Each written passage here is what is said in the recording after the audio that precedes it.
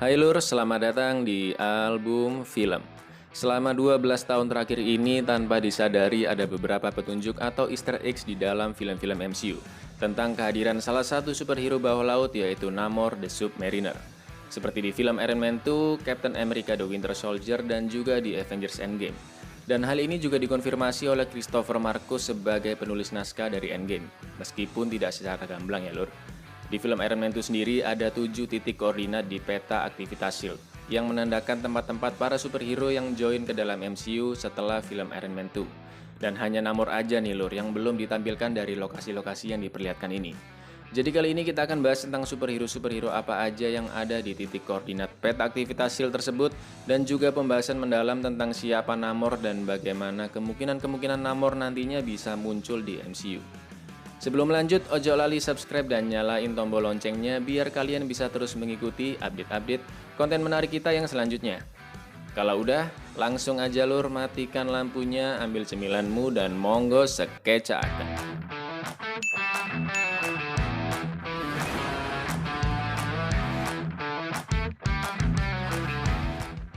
Pada ending film Iron Man 2, Nick Fury sedang mengevaluasi Tony Stark untuk masuk ke dalam Project Avengers berdasarkan laporan dari agen Natasha Romanoff atau Black Widow.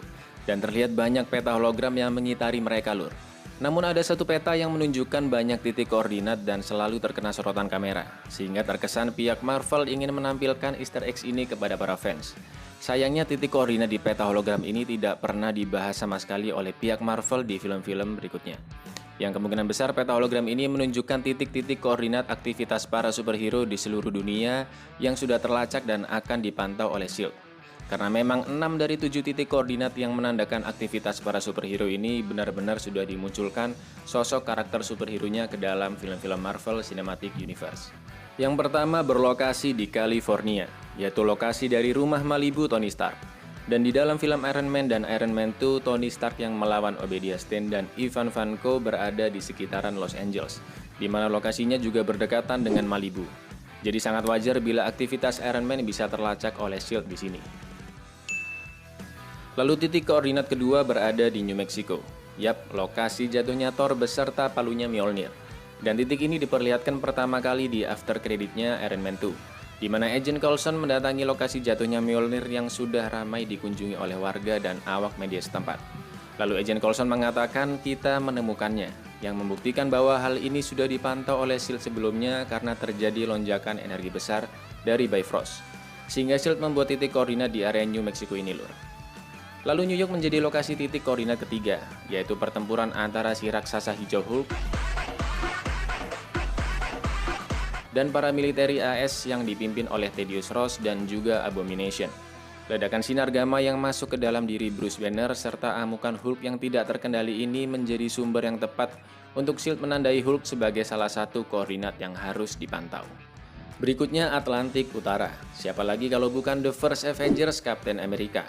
Lokasi keempat ini berada di sekitar Newfoundland yang berdekatan dengan Atlantik Utara. Lokasi di mana Captain America membeku di dalam pesawat Red Skull dan juga pertama kali Tesseract diperlihatkan. Di mana akhirnya Tesseract mengutuk Red Skull dengan menerbangkan dirinya ke Vormir untuk menjaga Soul Stone, lalu kemudian Tesseract terjatuh dari pesawat tersebut dan akhirnya ditemukan oleh Howard Stark, ayah dari Tony Stark. Titik koordinat yang kelima ini bukan lokasi superhero, melainkan lokasi di mana Tesseract ditemukan oleh Red Skull di gereja tua kota Tonsberg, Norwegia. Kota Tonsberg sendiri sangat erat kaitannya dengan tempat kediamannya Thor, yaitu Asgard Lur. Banyak rumor yang mengatakan bahwa Tonsberg ini adalah tempat awal Odin berperang dengan Giant Frost yang sudah menghabisi nyawa para Viking kuno di sana. Mungkin ini juga yang jadi alasan bangsa Asgardian pindah ke Tonsberg setelah setengah populasi mereka dimusnahkan oleh Thanos di Infinity War. Lalu para Asgardians menamai desa mereka di Tonsberg dengan julukan New Asgard. Tesseract atau The Space Stone menjadi sorotan di SHIELD Map karena merupakan salah satu dari Infinity Stones yang paling berpengaruh di seluruh film MCU.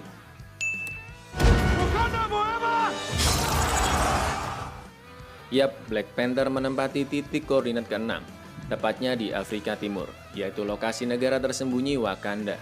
Sudah jelas SHIELD mengetahui keberadaan Wakanda sejak lama, tentunya berawal dari perisai Captain America yang diberikan oleh Howard Stark, di mana Howard Stark mengatakan bahwa perisai ini berbahan dasar logam langka dari Afrika. Logam langka dari Afrika ya udah jelas vibranium dari Wakanda kan Lur. Jadi udah sewajarnya bahwa S.H.I.E.L.D. menaruh perhatiannya ke Wakanda sebagai negara tersembunyi yang super canggih dan tentunya hanya ada satu superhero di sana yaitu Black Panther. Yang karakternya diperkenalkan pertama kali di Captain America Civil War, lalu film solonya baru muncul di tahun 2018 atau 10 tahun dari film Iron Man 2. Lalu titik koordinat ketujuh berada di Atlantik Selatan, di mana kemungkinannya lokasi ini untuk superhero baru yaitu Namor the Submariner. Namor sendiri pertama kali muncul di komik Marvel pada tahun 1939 karya Bill Everett dan menjadikan Namor sebagai salah satu superhero tertua sama seperti Captain America. Namor lahir dari seorang putri Atlantis dan seorang kapten kapal sampai akhirnya Namor menjadi raja seluruh penjuru lautan. Di film-film Marvel sendiri, Easter eggs yang dipercaya para fans mengarah ke Namor sudah beberapa kali terjadi.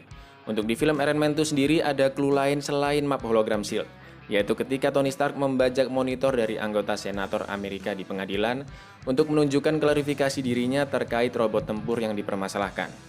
Nah, pas ngeluarin smartphone canggihnya ini lur, Tony memilih logo Senat Amerika, namun di situ juga terlihat logo-logo institusi lainnya. Ada logo S.H.I.E.L.D., Stark Expo, dan juga ada logo Illuminati di sini.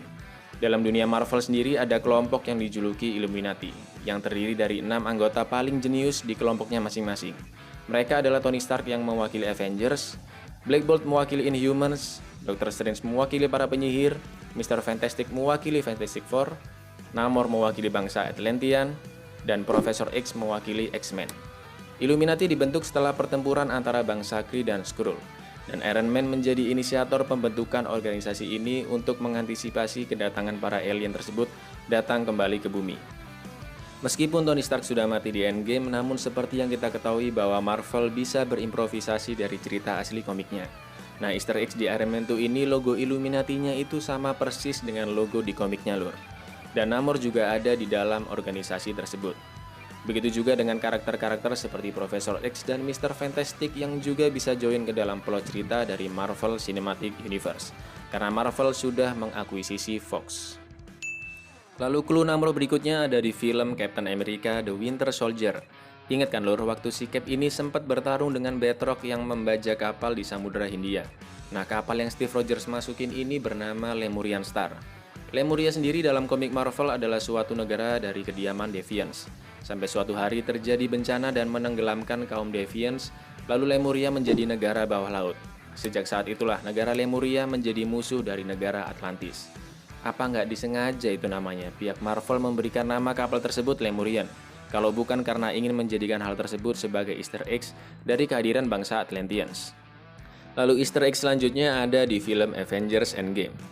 Ketika 5 tahun setelah Thanos terbunuh, terlihat Natasha sedang melakukan meeting online melalui hologram. Ini sih pakai aplikasi Zoom ya kayaknya lur. Saat itu masing-masing dari anggota Avengers yang hadir memberikan laporan terbaru. Dan Okoye melaporkan bahwa ada gempa atau getaran di bawah laut perairan Afrika. Lalu Natasha bertanya bagaimana cara Wakanda menyelesaikan masalah itu. Dan Okoye mengatakan bahwa hal seperti ini hanya bisa mereka diamkan saja.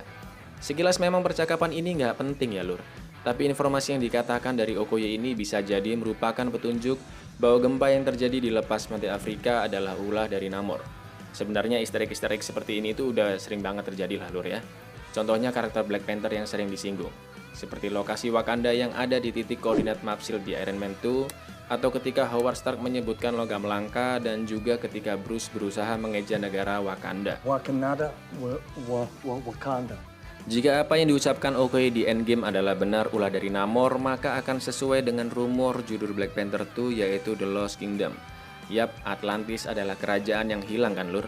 Dan ini akan klop dengan plot dalam komik Marvel di mana dalam salah satu crossover komik Avengers vs X-Men, Namor pernah menjadi musuh dari Black Panther dan mencoba menenggelamkan Wakanda ketika dirinya di pihak X-Men dan bermusuhan dengan Avengers.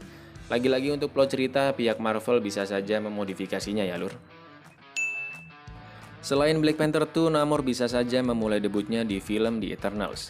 Mengingat perkataan dari Kevin Feige yang mengatakan bahwa The Eternals akan menceritakan asal mula terlahirnya Marvel Universe, yang bisa saja dalam plotnya nanti akan disinggung tentang sejarah tenggelamnya Atlantis. Dan yang perlu kita ingat bahwa salah satu musuh dari Eternals nantinya adalah Deviants, di mana bisa saja mereka berhubungan dengan negara Lemurian seperti teori yang udah aku sampaikan sebelumnya di film Captain America The Winter Soldier. Selain sejarah, Namor kecil juga bisa saja diperlihatkan di sini. Karena melalui akun Instagram dari Salma Hayek, di mana Salma akan berperan sebagai karakter Ajax di film Eternals, dia memposting foto dua anak kecil di sebelahnya dengan caption "Hanging with Eternals Youth". Liam McHugh jelas memerankan Sprite. Tapi bocah yang sebelah kanan ini yang bernama Zain Al-Rafi ini nih yang masih misterius. Mungkin aja dia akan memerankan Namor kecil. Zain pernah berkata, "Saya memainkan peran seorang anak yang ayahnya terbunuh oleh monster laut. Kemudian ketika karakter saya menjadi sedikit lebih tua akan dimainkan oleh aktor yang berbeda." Nah, kisah ini nih sama dengan kisah dari Namor, lur. Selain Black Panther 2 dan juga Eternals, Doctor Strange and the Multiverse of Madness juga bisa menjadi tempat debut pertama dari Namor. Ini dikarenakan Scott Derrickson selaku eksekutif produser di Doctor Strange and the Multiverse of Madness sempat mengunggah di Twitternya gambar Doctor Strange yang terlihat tenggelam dengan ada Namor di belakangnya. Ini ngapain coba kan yang ngetweet kayak gini kan ya? Pasti ada apa-apanya nih. Belum lagi Kevin Feige yang mengatakan akan ada karakter Marvel misterius yang join ke dalam film Doctor Strange nantinya. Tentunya semua ini masih sekedar teori ya lur. Fans tentunya sangat mengharapkan Atlantis dan Namor bisa dihadirkan ke dalam MCU. Namun mengingat hak dari karakter Namor yang masih berbagi dengan Universal Pictures, yang juga sama seperti Hulk, pihak Marvel memiliki hambatan untuk bisa memunculkan film solo dari Namor. Ya mentok-mentok hanya karakter Namor aja nih yang ditampilkan di film-film MCU lainnya persis seperti Hulk. Namun tentunya akan sangat menarik ya lur melihat Namor bisa tampil di MCU. Karena di dalam komiknya sendiri, salah satu superhero tertua ini selalu ikut andil dan menjadi jembatan dalam plot-plot besar cerita di dalam komik Marvel. So kira-kira di film apa Namor akan memulai debutnya? Atau mungkin kalian punya teori yang berbeda? Komen-komen di bawah ya lur. So jangan lupa like, subscribe, klik tombol lonceng, dan follow Instagram Album Film biar kalian gak ketinggalan konten-konten menarik yang selanjutnya. Aku Icang undur diri, matur nuwun dan koleksi album filmmu.